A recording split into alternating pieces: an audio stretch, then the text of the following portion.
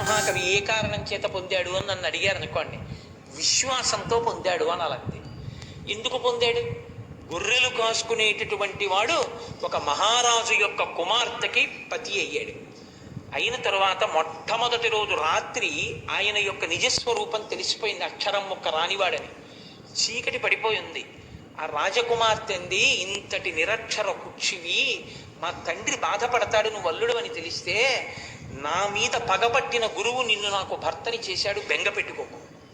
ఈ ఉజ్జయిని నగరంలో రాత్రంతా నగర సంచారం చేసి తెల్లవారే వేళ కాళికాదేవి గుళ్ళోకి వస్తుంది. నువ్వు వెళ్ళి గుళ్ళో కూర్చుని తలుపులు వేసి కూర్చో. ఆయనకున్నది మొండితనం. ఆ మొండితనాన్నే ఆస్తిగా ఆధారంగా చేసుకుని ఈశ్వరానుగ్రహం పొందగలిగినటువంటి శక్తిని ప్రచోదనం చేసింది ఆవిడ. కాబట్టి నీవు వెళ్ళి కాళికాదేవి ఆలయంలో తలుపులు వేసి కూర్చో. తెల్లవారుతుండగా అమ్మవారు వచ్చేస్తుంది, లోపలికి వెళ్ళిపోవాలి. ఇప్పటికీ వారణాసిలో వారాహి ఎలా తిరుగుతుందో అలా తిరుగుతుంది కాళికాదేవి. లోపలికి వెళ్ళడానికి ఆవిడ తలుపులు తెరుస్తుంది, నువ్వు బిడాయించి కూర్చో. ఎవడు రా లోపల తలుపులు తీ అంటుంది. నువ్వు ఆయనకేం రాదు అప్పటికి, కాళిదాసు గారికి 2 మాటలు చెప్తా, ఈ 2 అనుంది. ఏమిటన్నారు? కాళీ విద్య, కాళీ విద్య, ఈ 2 మాటలే. ఆయన అన్నాడు విద్య అనలేకపోయాడు కాళిదాసు. కాళీ విద్య, కాళీ విద్య అన్నాడు. పోనీ అదే అను. ఈ మొండితనం అమ్మవారి దగ్గర చూపించు. వెళ్ళిపోయి కాళికాదేవి గుళ్ళో కూర్చున్నాడు. వచ్చేసింది తల్లి తెల్లవారుతుండగా. తలుపు చప్పుడు చేసింది, తీయలేదు. తోసింది, తీయలేదు. ఎవడ్రా లోపల ఆ తలుపు తీయది. అమ్మవారే తలుచుకుంటే తలుపులు తీయలేనంత బలహీనురాలండి కాళికాదేవి కాదు. వచ్చిన ఆవిడ తనని అనుగ్రహించగలదు. గొర్రెలు కాసుకునేవాడిని నాకు ఆవిడ ఎలా ఇస్తుందండి కవిత్వం అని అడగకుండా కూర్చున్నాడు వీడి విశ్వాసం. చూద్దాం ఏం చేస్తాడో. ఒరే తలుపు తీస్తావా తీవా? ఏమీ లేదు మాట. కాళీ విద్య, తలుపు తీస్తావా తీవా? ఈవిడ విద్య కావాలని ఆయన. ఆఖరికి ఆవిడ ప్రసన్నురాలైంది. శహబాష్, ఎంత నమ్మకం రానా మీద అనుకుంది. ఆ నాలుక తలుపు సందులోంచి బయట పెట్టింది. ఇప్పుడు తలుపు కొద్దిగా తీసి విద్య ఇస్తే కానీ తలుపు తీయడనమాట. విద్య లేనివాడు కాబట్టే తలుపు తీసుకోగలదని తెలుసుకోలేకపోయాడు. విద్యను ఇచ్చిన తల్లి తలుపే తీయలేదా తెలుసుకోలేకపోయాడు. తలుపు నేను వేసేయగలను ఆవిడ రాకుండా. ఈ మొండితనం విశ్వాసంగా మారిపోయింది అమ్మవారి మీద. ఇప్పుడు నాలుక ఒక్కటే బయటెట్టాడు. ఎడం చేత్తో దాన్ని ఇలా లాగి రాసేసింది బీజాక్షరాలు. తలుపు తీశాడు. మాణిక్య వీణాం ఉపలాలయంతీం మదాలసాం మంజుల వాగ్విలాసాం మహేంద్ర నీలజ్యుతి కోమలాంగీం మాతంగ కన్యాం మనసా స్మరామి చతుర్భుజే చంద్ర కళావతంసే కుచోన్నతే కుంకుమ రాగశోణే పుండ్రేక్షు పాశాంకుశ పుష్పబాణ హస్తే నమస్తే జగదేకమాతః అంటూ మహానుభావుడు శ్యామలా దండకం చేశాడు. మీకు అందరికీ తెలుసా శ్యామలా దండకం అత్యద్భుతమైనటువంటి దండకం. ఆవిడ ఎక్కడ ఉంటుందో దగ్గర నుంచి చెప్పేశాడండి శ్యామలా దండకంలో.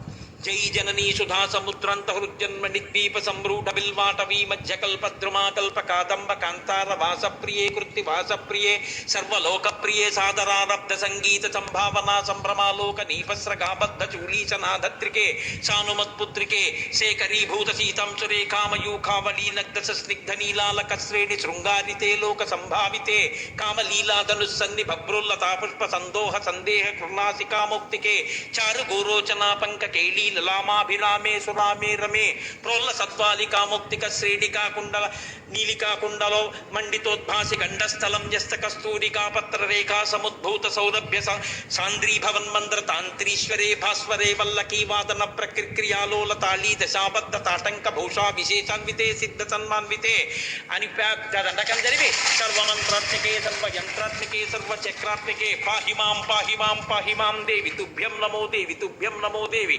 తుభ్యం నమః అని పాదాల మీద పడిపోయాడు. అంతే, సర్వ విద్యలు కరతలామలకమైపోయాయి మహానుభావుడికి. ఇప్పుడు అమ్మవారి అనుగ్రహం అంటే ఏమిటో చూపించాడు.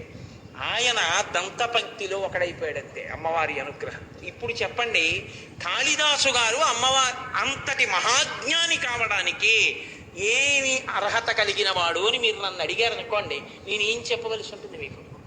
విశ్వాసమే. భక్తితో కూడిన కర్మాచరణము ఆ స్థాయికి వెళ్ళిపోయిందంతే. ఆ రోజులలో ఆశ్చర్యం అండి, ఆయన పేరే కాళిదాసు అయిపోయిందండి. ఇంకో పేరు లేదు ఆయనకి, ఆయన పేరే కాళిదాసు. మహానుభావుడు ఉజ్జయిని రాజ్యంలోకి వెళ్ళి ధారానగరానికి వెళ్ళారు, భోజరాజు గారు పరిపాలిస్తున్న చోటికి. భోజరాజు గారి ఆస్థానంలో ఏకసంతాగ్రాహి, ద్విసంతాగ్రాహి, త్రిసంతాగ్రాహి అని ముగ్గురు ఉండేవారు. ఒక్క మాట పద్యం చెప్తే ఏకసంతాగ్రాహి గ్రహించి చదివేస్తాడు. చెప్పిన ఆయన ఏకసంతాగ్రాహి చదివితే 2 మాటలు విని ద్విసంతాగ్రాహి చదువుతాడు. ద్విసంతాగ్రాహి ఏకసంతాగ్రాహి చదివిన వాడిది విని త్రిసంతాగ్రాహి చదువుతాడు. వీళ్ళు ముగ్గురు చదివంటారు, వాడి సొంత కవిత్వం కాదు మహాప్రభో, ఎక్కడో ఉన్నదే వీడు చదివాడంటారు. రాజు శిక్ష వేసి పంపిస్తుండేవాడు. ఏ కవిని భోజరాజు దగ్గరికి రానిచ్చేవారు కాదు. కాళిదాసు గారు అమ్మవారి అనుగ్రహంతో కనిపెట్టారు, వీళ్ళు భోజరాజు దగ్గరికి కవుల్ని చేరనివ్వట్లేదు అని. ఏమీ తెలియని వారిలా వెళ్ళారు వీళ్ళ దగ్గరికి. వెళ్ళి, అయ్యా నేను పేద బ్రాహ్మణుండండి, ఏమి ఐశ్వర్యం లేదు, భోజరాజు గారి దర్శనం చేయిస్తే ఓ శ్లోకం చెప్తాను, దానివల్ల నాకేమన్నా 4 రూకలు ఇస్తాడనుకుంటున్నాను, తప్పకుండా చేయిస్తాను, కానీ నీకేమొచ్చో శ్లోకం చెప్పు అన్నారు. ఆయన అన్నాడు, అస్థివత్ బకవచ్చైవ చల్లవత్ తెల్ల కుక్కవత్ రాజతే భోజతే కీర్తి పునఃసన్యాసిదంతవత్ అన్నాడు. భోజరాజు గారి కీర్తి ఎలా ప్రకాశిస్తోందో తెలుసా? అస్థి అంటే ఎముక, ఎముక ఎంత తెల్లగా ఉంటుందో భోజరాజు గారి కీర్తి అంత తెల్లగా ఉంది. బకవచ్చైవ అంటే కొంగ ఎంత తెల్లగా ఉంటుందో భోజరాజు గారి కీర్తి అంత తెల్లగా ఉంది. చల్ల అంటే మజ్జిగ ఎంత తెల్లగా ఉంటుందో అంత తెల్లగా ఉంది. తెల్ల కుక్కవత్, తెల్ల కుక్క ఎలా ఉంటుందో అంత తెల్లగా ఉంది. రాజతే భోజతే కీర్తి పునఃసన్యాసిదంతవత్, సన్యాసి దంతాలు ఎంత తెల్లగా ఉంటాయో అంత తెల్లగా ఆయన కీర్తి ఉంది. దానికి వివరణ మాత్రం నన్ను అడగండి, లేనిపోను కూడా. కాబట్టి పునఃసన్యాసిదంతవత్, సన్యాసి దంతాలంత తెల్లగా ఆయన కీర్తి ప్రకాశిస్తోంది అన్నారు. ఇప్పుడు ఈ శ్లోకం విని వీళ్ళు అనుకున్నారు, ఇంత చేతకాని కవులున్నారు లోకంలో అనుకుంటాడు రాజు, వీడిని తీసుకెడదాం అనుకున్నారు. ఈయన ఆ కవులు మాట్లాడుతున్నప్పుడు కనిపెట్టారు, ఏకసంతాగ్రాహికి కొద్దిగా నత్తి ఉంది, టకారం డకారం మకారం నకారం పలకదు, బాగుందనుకున్నాడు. మర్నాడు రావయ్యా తీసుకెడతాం భోజరాజు గారి దగ్గరికి అన్నారు. తీసుకెళ్ళారు భోజరాజు గారి దగ్గరికి, తీసుకెళ్ళి కూర్చోపెట్టారు.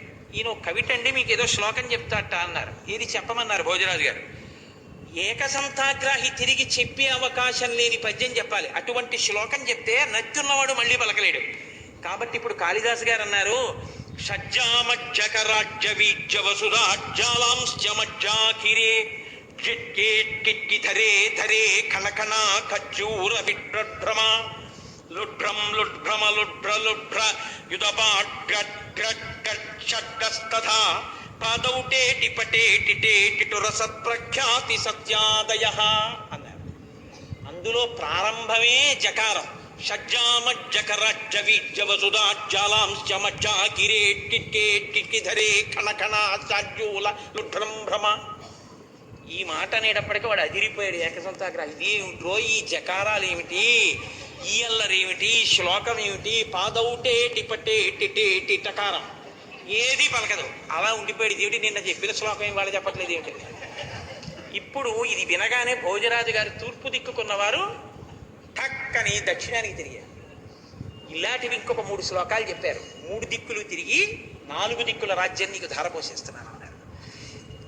ఇప్పుడు ఆయన తన ప్రజ్ఞ చెప్పాడు. మహారాజశ్రీమన్ జగతి యశసాతే ధవళితే పయఃపారావారం పరమ పురుషోయం మృగజతే కపర్దీ కైలాసం కరివరమ భౌమం కులిశభృత్ కళానాథం రాహు కమల భవనో హంసమధునా అన్నారు. మహారాజా, మీ కీర్తి ఎంత తెల్లగా ప్రకాశిస్తోందో తెలుసా? నీ కీర్తి విపరీతమైన తెల్లతనంతో ప్రకాశించేయడం వల్ల బ్రహ్మగారికి తన హంసవాహనం కనపడ్డం మానేసింది, వెతుక్కుంటున్నాడు, తెలుపులో కలిసిపోయింది. శ్రీ మహావిష్ణువు పడుకుందామంటే పాలసముద్రం కనబట్టలేదు, వెతుక్కుంటున్నాడు. పరమశివుడు తన ఇంటికి తాను ఎడదామంటే కైలాస పర్వతం కనబట్టలేదు, వెతుక్కుంటున్నాడు.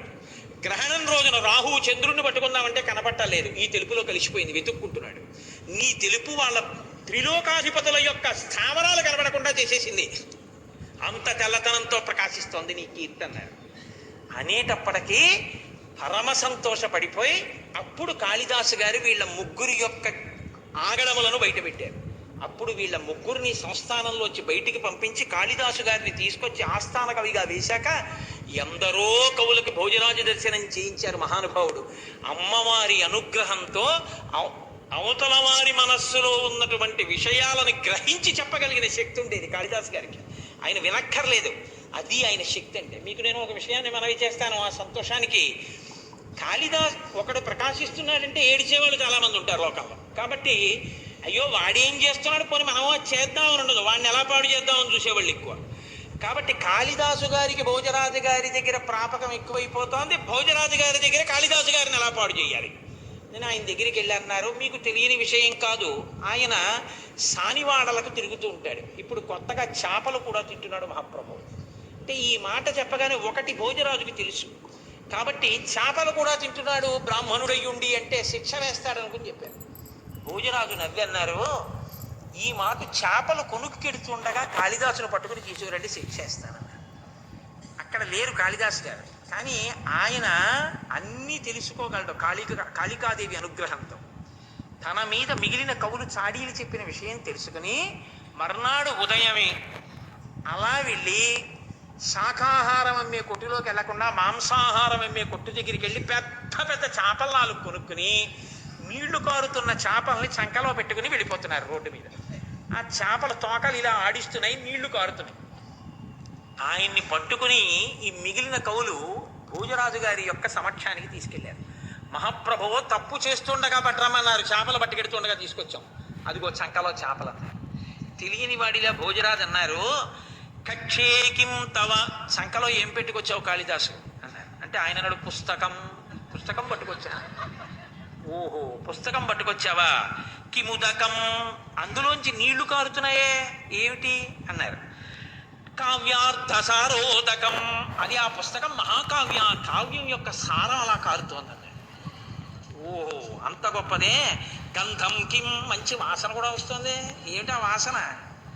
ఆయన అన్నారు, ఘనరామ రావణ మహాసంగ్రామ రంగోద్భవ, రామరావణ సంగ్రామం అయినప్పుడు అక్కడ ఉన్న ధూళి పైకి లేచిందయా వాసన మహారాజాది. ఓహో పుచ్చక్కిం, మరి ఏదో తోక కనపడుతోందే వెనక్కి, అదేమిటన్నారు. ఘనతాళ పత్ర లిఖితం, చాలా పెద్ద తాటాకు గ్రంథం ఇది, అందుకని తోక కనపడుతోంది ఈ కన్నా. ఓహో కిం పుస్తకం హే కవే, ఏం పుస్తకం అది అంటే రాజన్ భూసురతైవతైశ్చ పఠితం రామాయణం పుస్తకం, రాజులు బ్రాహ్మణులు అందరూ చదివేటటువంటి పుస్తకం లోకంలో ఏదో ఆ రామాయణం నా చక్కలో ఉందన్న. అలాగా ఇలా ఇయ్యి అన్నారు భోజరాజు గారు. ఇలా తీసి అక్కడ పెట్టాడు, అది రామాయణ గ్రంథంగా మారిపోయింది. సాడీలు చెప్పినటువంటి వాళ్ళ కళ్ళు బైర్లు గమ్మాయి.